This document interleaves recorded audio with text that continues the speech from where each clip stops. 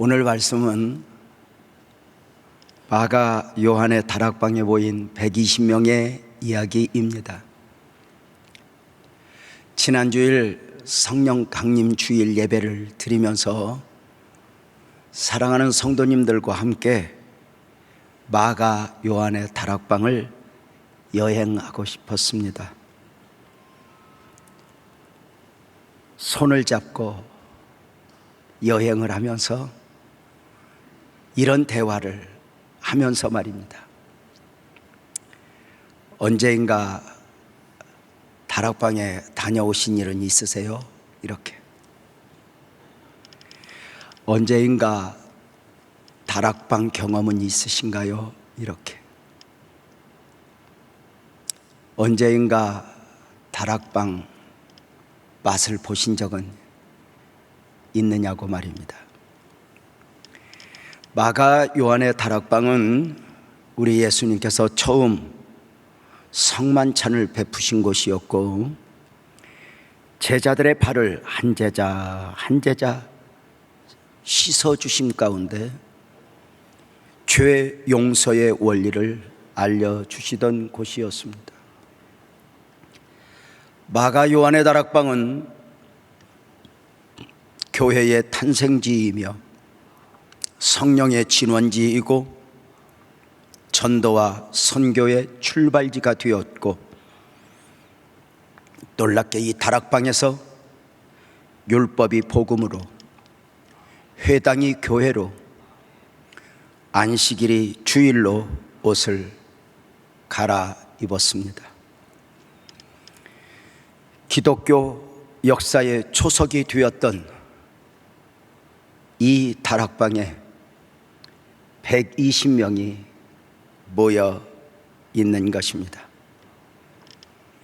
다락방의 120명은 하늘로 승천하시는 주님의 영광을 눈으로 보았고, 천사들을 통해서 하늘의 메시지를 들었으니 사도행전 1장 11절입니다. 갈릴리 사람들아 어찌하여 서서 하늘을 쳐다보느냐, 너희 가운데서 하늘로 올려지신 이 예수는 하늘로 가심을 본 그대로 오실 거야 입니다. 다락방의 120명은 승천을 앞두신 주님으로부터 사명을 받은 사람들이니 사도행전 1장 8절이죠. 오직 성령이 너희에게 임하시면 너희가 권능을 받고 예루살렘과 온 유대와 사마리아와 땅끝까지 이르러 내 증인이 되어야 한다 입니다. 이 모든 일을 위하여 승천을 앞두신 주님의 명령이 있었으니 사도행전 1장 4절입니다. 그들에게 분부하여 이르시되 예루살렘을 떠나지 말아라. 그리고 이미 내게서 들은 바 아버지께서 약속하신 것 성령을 기다려야 한다 입니다. 예루살렘을 떠나지 말라. 아버지께서 약속하신 것을 기다리라. 승천을 앞두신 예수님의 말씀에 순종하여 120명이 다락방에 모인 것은 100% 믿어지고 100% 이해가 되어서가 아닙니다. 성령이 임하시기 전이었기에 여전히 의심도 있지만, 염려도 있지만 순종하여 모인 것입니다. 분명한 것은 다락방에 모인 120명은 가장 복된 자리에서 복된 시간에 복된 사람들로 역사의 주인공이 되어 있었다는 것입니다. 지금 이들이 이 가장 복된 자리에서 복된 시간에 복된 사람이 되기까지 저절로 되어진 것이 아닙니다. 여기까지 오는 동안 저들은 욕심도 부려보았습니다. 세상적 가치관을 가지고 주님의 오른편 왼편을 욕심내어 보기도 했습니다. 12제자의 틈바구니 속에서, 그 작은 울타리 속에서 누가 더 큰 자인가 더 사랑받고자 경쟁도 해보았습니다. 3년 반이나 함께했던 예수님을 버리고 떠나며 배반도 저주도 해보았습니다. 부활하셨음을 알고도, 그 예수님 부활의 자국을 만져보고도 주는 그리스도시요 살아계신 하나님의 아들입니다 고백을 했으면서도 신앙도 사명도 제자됨도 포기하고 과거로 돌아갔던 사람들입니다. 참으로 오늘을 살아가는 연약한 우리들과 전혀 다를 바가 없었던 사람들입니다. 그랬던 저들이 가장 복된 사람들이 되어 복된 다락방에 모여 있는 것입니다. 놀랍게도 자신이 원하는 것 때문에가 아니라 주님이 주시고자 했던 약속을 바라며 모여 있는 것입니다. 그렇게도 욕심내던 육적인 어떤 것이 아니라 영적인 것을 사모하며 모여 있는 것입니다. 예루살렘을 떠나지 말고 아버지께서 약속하신 것을 기다리라, 성령을 받으라.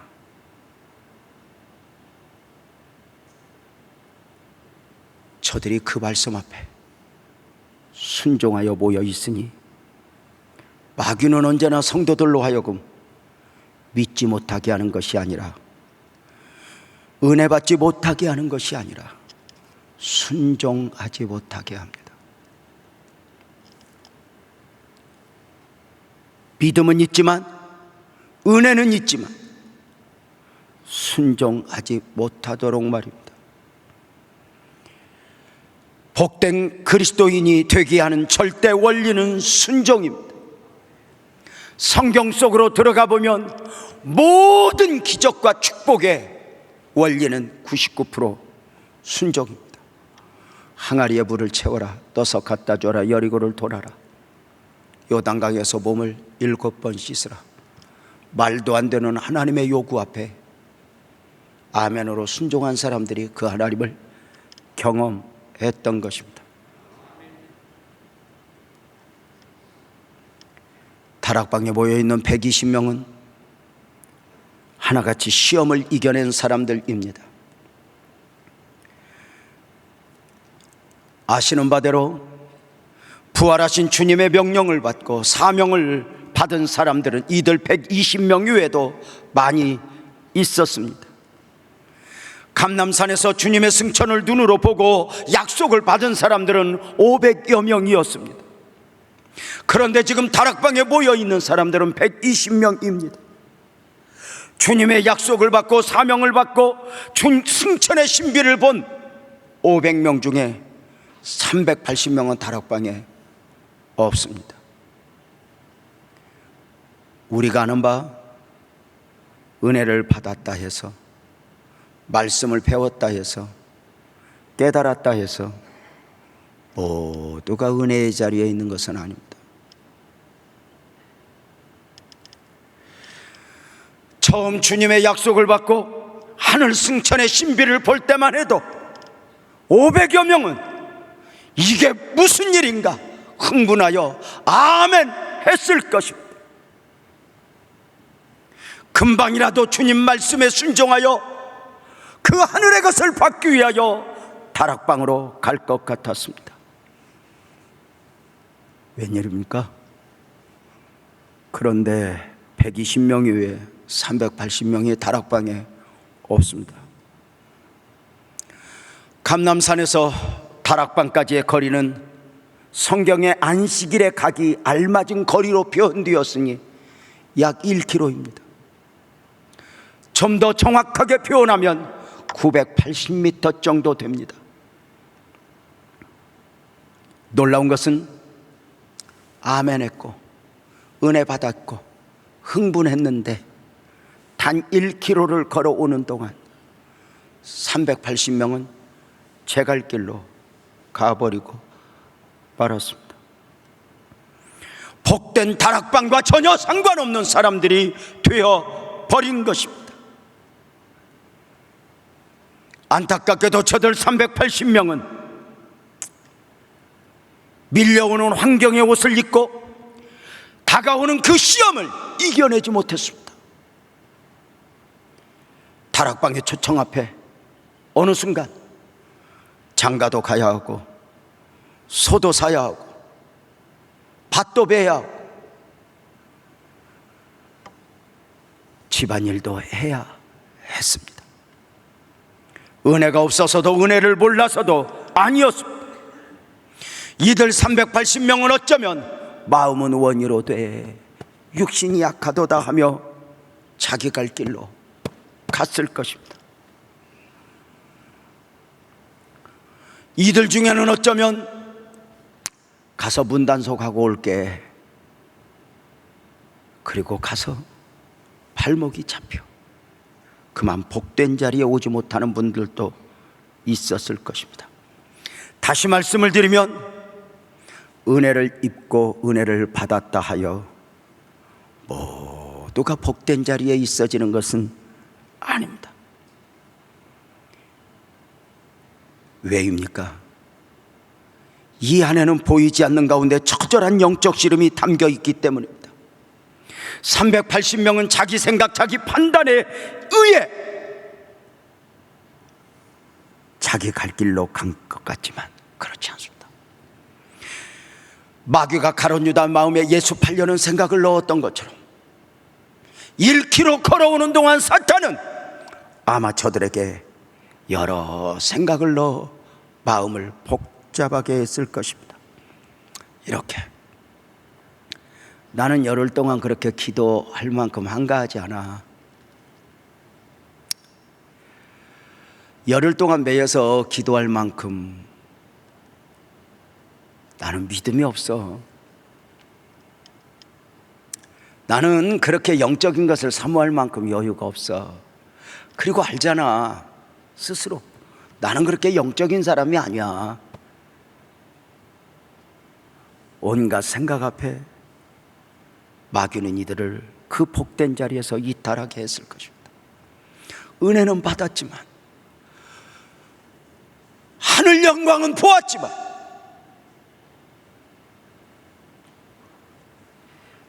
결과론적으로 저들 생각은 저들 생각이 아니었고 저들 판단은 저들 판단이 아니었습니다. 다락방에 모인 120명이라고 아무 일 없었을까? 모인 120명도 급한 일, 사업장의 일, 건강의 문제 등 우리가 가지고 있는 문제들 다 가지고 있었을 것입니다. 그러나 이들 120명의 특징은 마음은 원이로 돼 육신이 약하도다를 이겨낸 사람들이었습니다. 이들 120명은 너희는 먼저 그의 나라와 그의 의를 구하라 하심에 우선하여 모인 것입니다. 예나 어른이라 복된 자리에 있어지는 것은 저절로 있어지는 것이 아닙니다. 처절한 영적 싸움입니다. 오늘 이 예배당의 예배자로 보이신 성도님들 또한 누구보다 시간이 남아 돌아서, 누구보다 피곤하지 않아서, 코로나19가 두렵지 않아서 예배하고 있는 것이 아닙니다. 분명한 것은 이겨내야 할 것을 이겨내지 못하면 복된 자리에서 복된 사람의 모습으로 보여질 수는 없습니다. 얼마나 그 주님을 향하여 가는 길에 많은 일들이 있어요. 요즘 복음성가가 아무리 좋아도 그 옛날 우리 엄마 세대 때부터 불렀던 찬송가 370장 주 안에 있는 나에게 이렇게 시작되는 찬송가는 정말 은혜이지 않습니까? 어떤 고향 같아요. 1절에 보면 주 안에 있는 나에게 딴 근심이 있으랴 십자가 밑에 나아가 내 짐을 풀었네. 2절에 보면 그 두려움이 변하여 내 기도 되었고 전날의 한숨 변하여 내 노래 되었네. 3절은 내 주는 자비하셔서 늘 함께 계시고 내 궁핍함을 하시고 늘 채워주시네. 4절은 내 주와 맺은 언약은 영불변하시니 그 나라 가기까지는 늘 보호하시네. 후렴구를 보면 주님을 찬송하면서 할렐루야 할렐루야 내 앞길 멀고 험해도 나 주님만 따라가리. 이런 찬송은 누가 합니까? 시간이 흐르고 보니 무엇이 귀한 줄 아는 거예요. 한때 두려움에 매여 살아보았지만 지나고 보니 그 두려움도 두려움이 아니었고, 한때 염려에 눌려 그저 웃음도 행복도 잃었었는데 지나고 보니 그 염려도 별것 아니었고, 한때 무엇이 귀한가 그것이 전부인 것처럼 빠져보기도 했지만 시가 지나 깨달아 알아보니 사도가 내가 장성하였다 했는데 그렇게 장성하여 보니 내 앞길 멀고 험해도 나 주님만 따라가리. 이것보다 귀한 게 없는, 주님과 함께 걷는 길 외면하고 다른 길에 있었음이 얼마나 아니었다 깨닫고 내 앞길 멀고 험해도 나 주님만 따라가리. 아무리 똑똑한 척해도 책상 앞에서 학교에서 배울 수 없는 삶의 원리들이 있죠. 자식들 좀 성장하면 부모 앞에서 똑똑한 척해요. 내가 알아서 할게. 그러나 자식 앞서 그 인생을 살면서 앞서 실패를 경험해 본 어미 아비로서 권면을 하죠. 그런데 똑똑한 자식들이 고집을 피워요. 싫어, 안 해. 그리고 어느 순간 나도 엄마가 되어 나도 아빠가 되어 어느덧 장성한 아이들을 보면서 그제서야 그때 엄마가 그러하셨구나, 그때 아빠가 그래서 그랬구나, 그때 그 말을 들었어야 했는데 알게 되죠. 다락방에 모인 120명은 자신의 선택이, 자신들의 순종이 이런 엄청난 역사의 현장에 있게 될 줄 몰랐어요.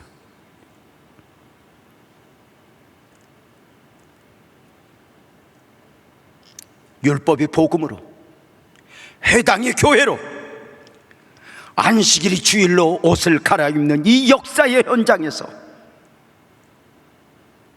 가장 복된 역사의 주인공이 되어 있게 될 줄 몰랐다는 것입니다.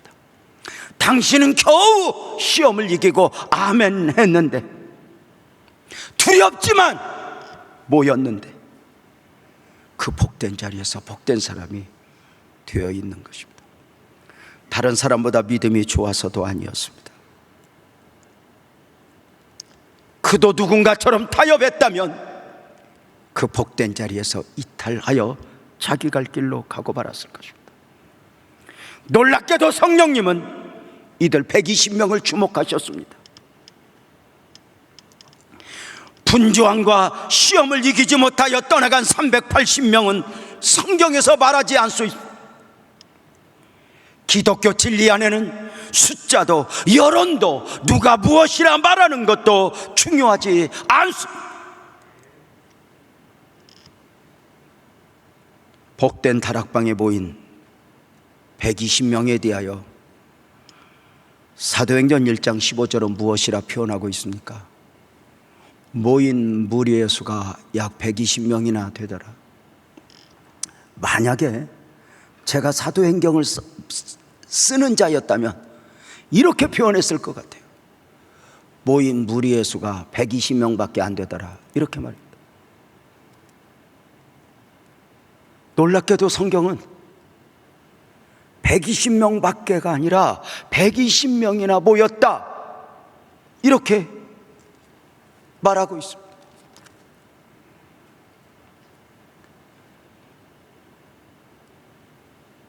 자기 갈 길로 간 380명보다 120명이 많아서가 아닙니다.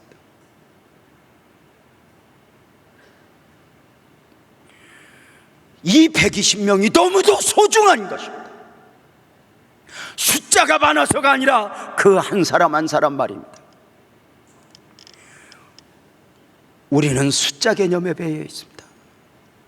목회를 하노라면 교회 사역을 하다 보면 가끔 이럴 때 실망을 하곤 합니다. 생각보다 조금 모였을 때, 아니 그분 어디 갔어? 아니 그분 어디 가신 거야? 아 전부 어디 갔어? 그런데 성경은 120명이나 되더라. 120명밖에 이렇게 말하지 않아요. 그 수가 어떠하든지 10사람이든 2사람이든 모인 그 자리가 귀하니, 국가의 위기 앞에 사사 기동원 시대에 조국을 구해보겠다고 군대가 32,000이 모입니다. 놀랍게도 하나님은 그 32,000 가운데 두려워 떠는 이들, 자기 생각에 매여 있는 이들 보내고 300명을 뽑아 전쟁의 역사에 참여하게 합니다. 300명의 용사들. 저는 이 300명의 용사들을 용사라고 말하지 않습니다. 이렇게 말합니다. 300명의 바보들. 왜요? 이들은 대단하고 똑똑한 사람들이 아니었습니다. 메뚜기 떼보다 더 많은 적군들을 향하여 갈 때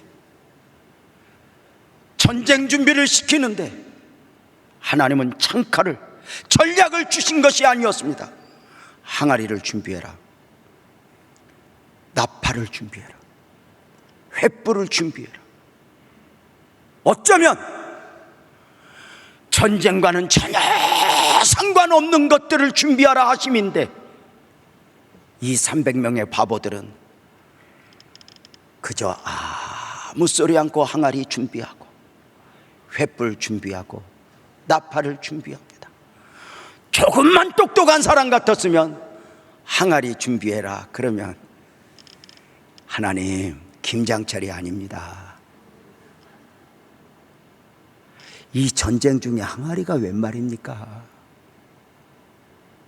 하나님, 나팔이요, 굴량미가 중요합니다. 이들이라고 생각이 없었을까? 메뚜기 보때다 봐도 더 많은 그 적군들을 향하여 항아리 하나 베고 가라 하면 아멘하여 가는 저들. 놀랍게도 성경의 기록은 이 300명을 중심으로 있어집니다. 떠나간 사람을 말하지 않습니다. 하늘 영광은 보았지만, 아멘은 했지만, 다락방에 오기까지 자기 갈 길로 간 저들은 성경 역사의 뒤안길로 사라졌을 뿐입니다. 성경은 그들을 말하지 않습니다. 이것이 신앙의 원리요, 사역의 원리요, 삶의 원리입니다. 보라, 이전 것은 지나갔으니 새 것이 되었도다. 모세를 잊어야 여호수아를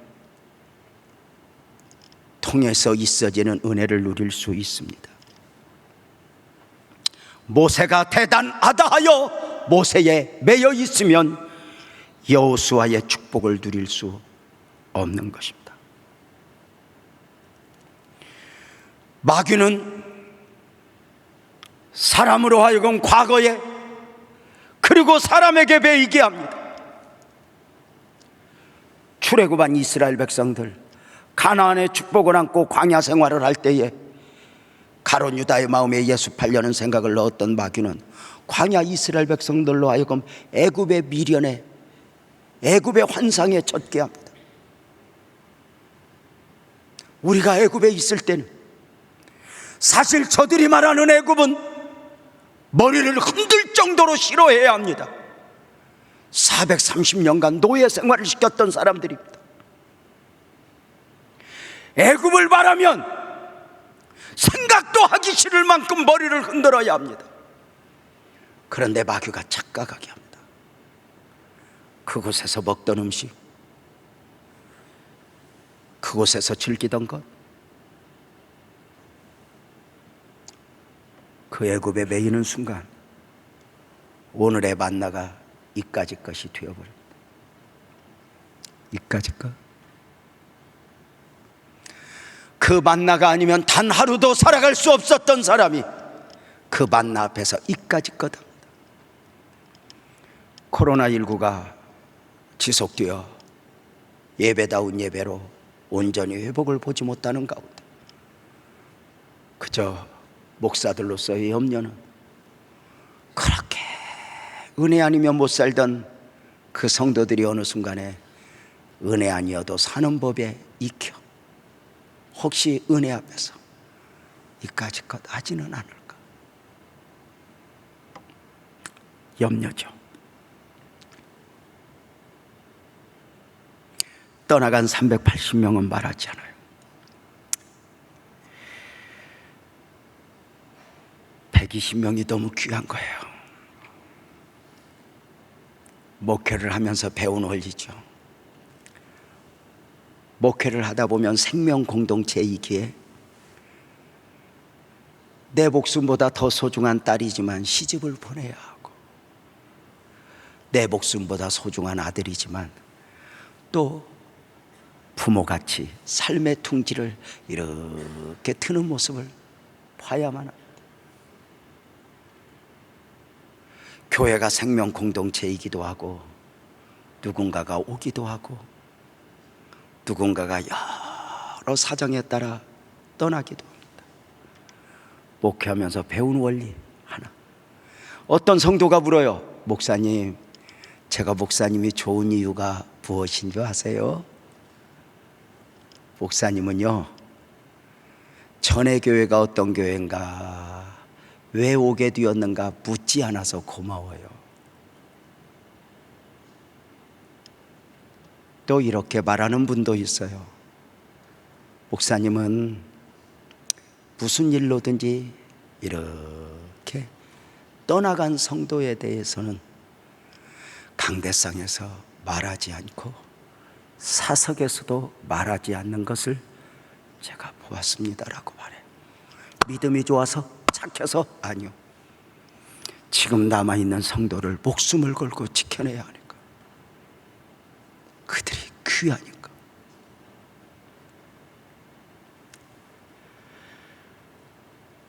전에 교회에서 어떻게 오게 되었는가 묻지 않아도 그저 하나님이 만나게 하셨다고 믿고 다 묻어버리는 게 지혜지. 이랬네 저랬네 설명하려고 하면 추해지고 어두워지고 무거워지는 것이죠. 죄송하지만 이런 예를 들어서 이해를 도울 수 있을지. 이혼하면 그냥 한 것 자체로 아픈 거예요. 왜 했는가 설명하려고 하면 더 지쳐버리는 거예요. 혹시 사람을 새로 만나면 더 삶을 아름답게 만들어내는 것이 지혜지, 과거의 사랑이 기준이 되어서는 안 되는 거예요. 부족하면 부족한 대로, 연약하면 연약한 대로, 과거에, 옛날에, 아니, 축복과 해답은 과거에 있는 것이 아니라 오늘과 내일에 담겨 있음을 믿으시기를 바랍니다. 참 중요한 거죠.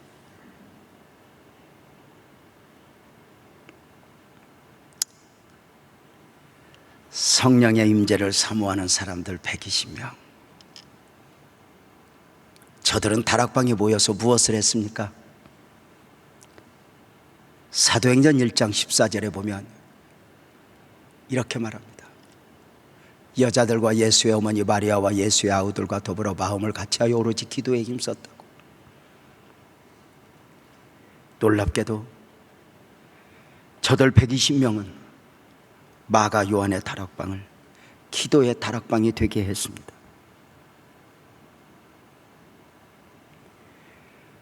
놀랍게도 저들은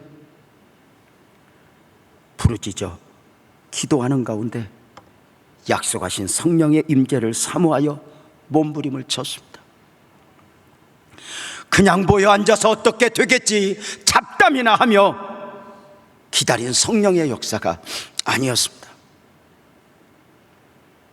오늘 우리가 유념해야 할 것은 복된 사람이 모였다 해서 저절로 복된 장소가 되는 것이 아닙니다. 우리가 주님이 원하시는 곳에 모이는 것도 중요하지만 함께 모여 복된 장소, 영적인 공동체를 만들어 버리는 것은 또 하나의 우리의 역할이어야 합니다. 얼마나 많은 교회들이, 얼마나 많은 사람들이 영적이어야 할 공동체를 인간적 공동체로 만들어 버리는지 모릅니다. 교회는 영적인 공동체입니다. 영적인 것을 추구하는 곳입니다. 서로 다른 사람들이 어우러져 하늘의 것을, 우리끼리를 나누는 곳이 아닙니다. 네 생각 내 생각 취미가 같은 사람끼리 모이는 것이 아니고 내가 가지고 있는 이념을 누군가에게 인식시키는 곳이 아닙니다. 다 다르지만 교회는 이익을 추구하는 곳이 아닙니다. 교회 안에서 하늘을 향하기보다 순간의 교제권 형성한 가운데 이익을 추구하면 문제가 생길 수 있습니다. 그래서 교회 안에 다단계가 위험합니다. 종종 혹자는 목사님 다단계가 다 나쁜 거예요? 인정합니다. 좋은 부분도 있다는 거. 그러나 위험합니다. 위험합니다. 교회 안에서 왜 돈거래, 사적인 관계를 맺지 말라고 합니까? 시간이 지나 보면 영적 의미가 퇴색해지면서 공동체가 위험해집니다. 목사님, 제가 이번에 이런 일로 해서 저 사람을 좀 도우려고요. 좋은 일입니다. 그러나 한 가지 분명한 게 있습니다. 그를 도울 분은 내가 아니라 주님입니다.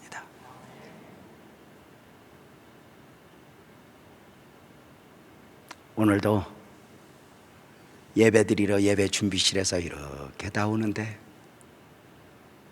앞에 있는 성도들을 위로하는 모습이 좋았는지 옆에서 권사님 한 분이 그래요. 목사님 나도 어려워요. 목사님 나도 힘들어요. 지금 바닥이에요.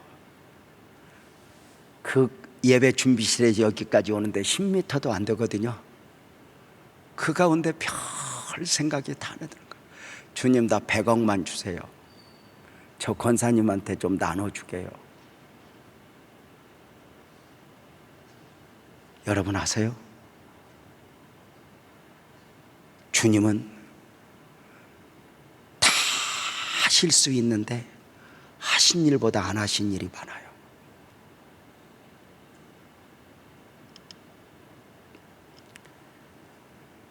진짜 기적은 주님이 세상을 다 엎어버릴 수 있는데 그 능력을 절제하고 말씀 안에서 언약 안에서 당신의 일을 이루어 가신 거예요. 사람을 도우면 거기까지. 부모가 자식을 도우면 어디까지예요? 실컷 아파트 하나 사주는 거 말고 뭐를 해요? 나를 도우신 주님이, 우리 부부를 살게 하신 주님이 우리 자녀들도 책임질 거야. 이게 믿음이 아닐까? 여러분 어떠세요? 놀랍게도 저들은 120명 복된 사람들이 모여서 저절로 복된 곳이 된 것이 아니에요.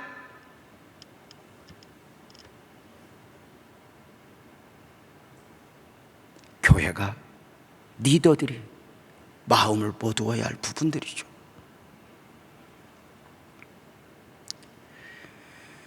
마가 요한의 다락방에 모인 120명의 기도는 어떤 기도였습니까? 사도행전 1장 14절을 다시 한번 확인하면 예수의 아우들과 더불어 마음을 같이하여 오로지 기도에 힘썼다고 말합니다. 그 처음이 더불어입니다. 함께입니다. 여러분 주변에는 누가 있습니까? 함께 기도할 줄 아는 것, 너무 소중한 축복 아닐까? 사랑하는 여러분, 내가 힘들 때, 내가 아플 때 힘내 집사님, 용기내, 이런 위로도 필요하지만 가자, 나하고 함께 주님 앞에 기도하자. 내 손을 끌고 주님 앞에 가서 서로를 위로하는 차원을 넘어 하나님 앞에 울리며 몸부림을 칠 수 있는 사람이 있다면 복이 아닐까? 함께. 자식이 부모를 염려만 하는 것이 아니라 무릎을 꿇을 수 있다면, 엄마야 내가 손잡고 기도할게. 부모가, 어미가 자식의 아픔을 가지고 온갖 살아온 경험을 가지고 의논하며 길을 제시해야겠다고 싸우기보다 얘야 기도하자. 함께 기도할 수 있다면 복이 아닐까? 저들 120명은 함께 더불어 전혀 기도에 힘을 썼다 말합니다. 간절함으로 하나님을 구해보셨습니까? 그 기도에 체중을 실어 목소리로 모든 걸 쏟아 하나님을 구해보셨습니까? 큰 기도의 경험은 있으십니까? 한 성도님이 제게 이렇게 말씀하셨습니다. 목사님, 제 꿈이 얼마나 큰지 아세요? 제 비전이 어느 정도 아세요? 제가 일만 잘 되면요, 목사님 제가 안목 할 거예요. 고맙습니다, 잘 되길 기도합니다 하면서 마음 한쪽 구석에 바람은 우리 집사님이 꿈이 큰 만큼 큰 기도도 할 수 있으면 좋겠다.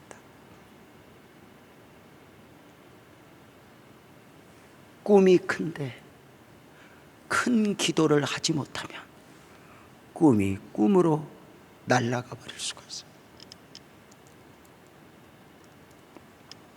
상대적으로 성도들의 아픔이 있을 때 아픔만큼 깊은 기도를 할 수 있다면 그 아픔은 축복이 되는 것이 아닐까? 산이 높으면 골이 깊죠. 기도 제목은 주님의 초대죠. 내게 있는 문제는 단순한 문제가 아니라 주님이 손을 내미시는 것이죠. 여러분의 기도는 어떤 기도였습니까? 늘 그리할 수는 없습니다. 그러나 그런 기도를 해야 할 때가 있는 것 아닐까? 우리 예수님도 보십시오. 사랑하는 여러분, 부르짖어 기도하는 건 힘이 없어서 약해서가 아닙니다. 우리 예수님 누가복음 22장 44절에 보면 천군 천사를 호령할 수 있는 그분이 땀이 떨어지는, 땅에 떨어지는데 핏방울같이 보일 정도로 몸부림을 쳤습니다. 엘리야는 얼마나 몸부림을 쳤는지 머리가 무릎 사이로 들어갈 정도로, 야곱은 얼마나 밤이 맞도록 자신을 이기기 위하여 기도했는지 허벅지 관절이 부러질 정도로. 마가연의 다락방에 모인 저들도 그러했습니다. 조국의 교회가 이 열기를 회복해야 하는 것 아닐까? 코로나19 앞에서 한국교회를 향한 하나님의 기대는 무엇일까? 모여서 의논하는 사람은 많아요.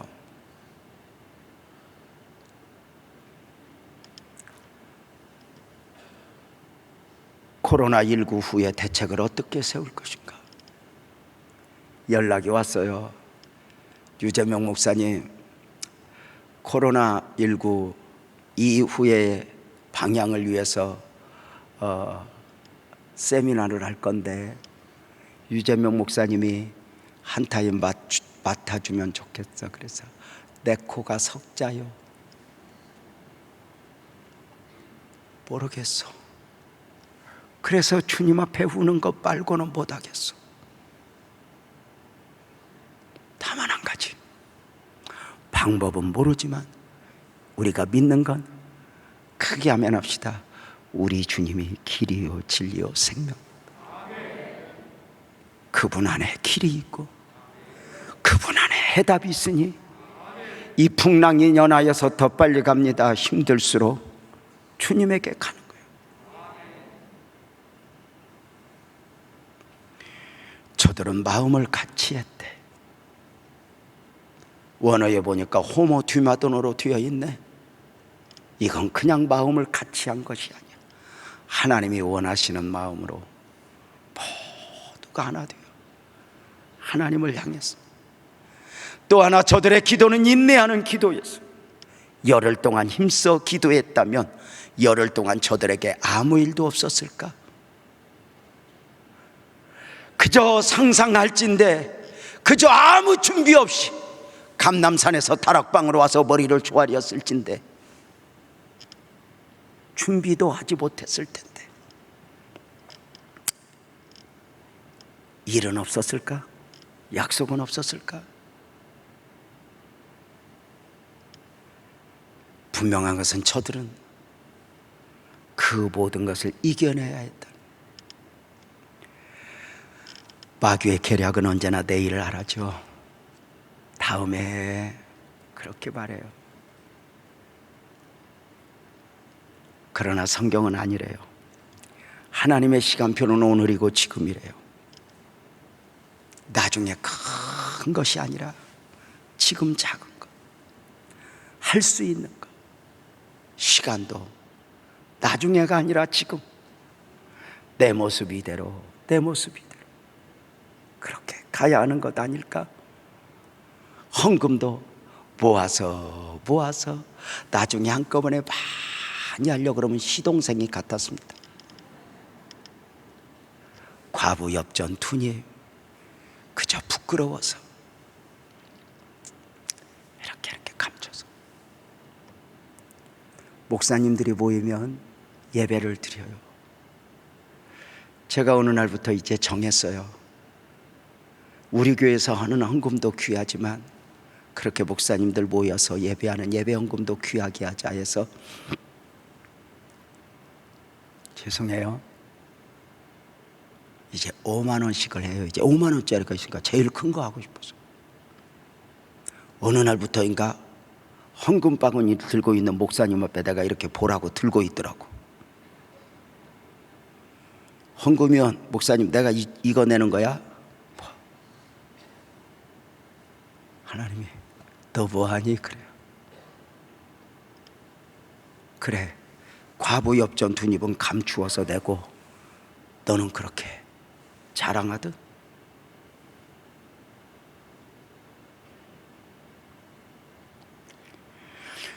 우리가 하나님을 좋아하는 이유는 하나님은 작은 것도 크게 보고 큰 것도 작게 보고, 나 좀 대단한 것 말고 내가 지금도 믿음 없어, 내가 연약해, 작은 능력을 가지고 있어, 그러나 그 작은 능력으로 내 앞길 벌고 험해도 나 주님만 따라가리 하고 갈 때 주님의 은혜를 베푸는 거 아닐까? 다락방에 120명을 초대하셨던 주님은 오늘도 저와 여러분을 끊임없이 초대하죠.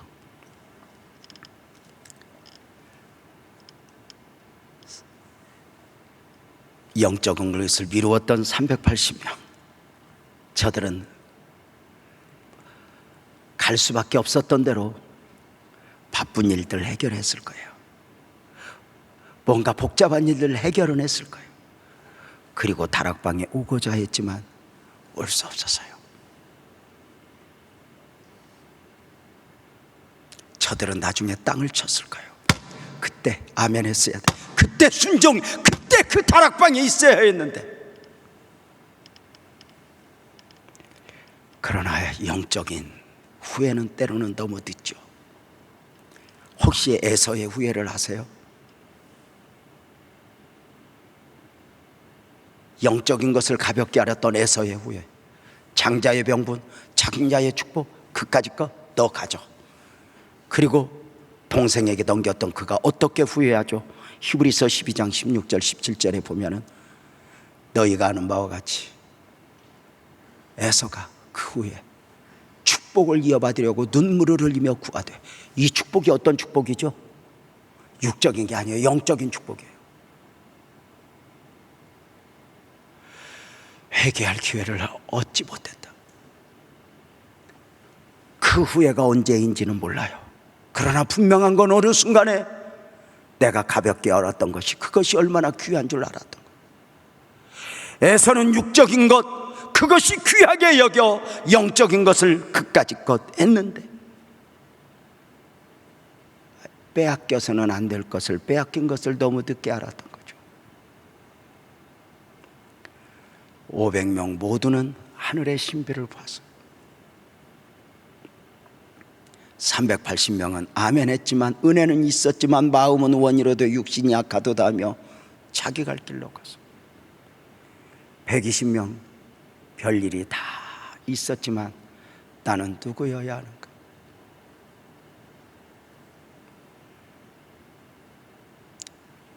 그리고